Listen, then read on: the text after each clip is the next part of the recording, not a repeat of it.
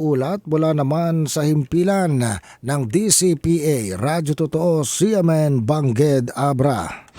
CMN Live Nationwide. Brian Parel, magandang araw sa iyo. Magandang umaga, Ariel. Magandang umaga, Pilipinas. Nagkaisa ang mga miyembro ng Abra Seafarers Association Incorporated o ASAI ng probinsya ng Abra na nagsagawa ng tree planting activity. Naganap ang aktibidad sa Bulilising, Villavicosa, Abra.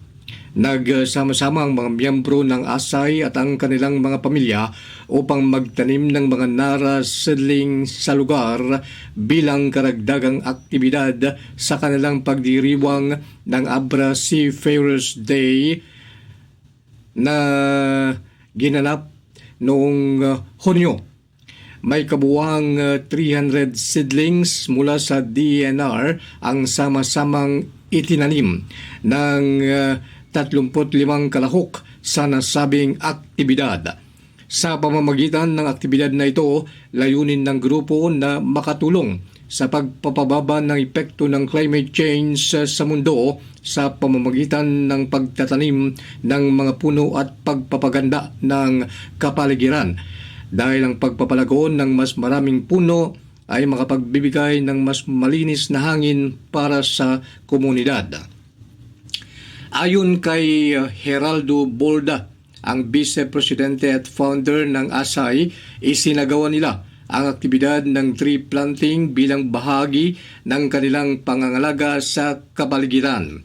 Sa pamamagitan din ng aktibidad na ito, mabubuo ang mga mas matibay na ugnayan sa pagitan ng mga seafarers ng lalawigan at ng kanilang mga pamilya.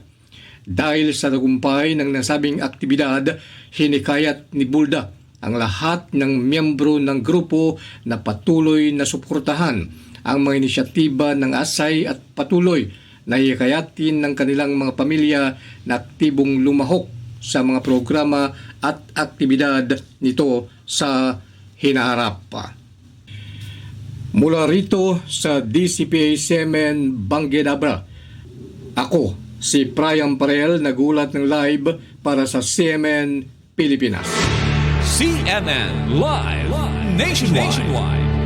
Maraming salamat, Brian Parel, mula po naman sa himpilan ng DCPA, Radyo Totoo, CMN Bangged Abra. Samantala, giniit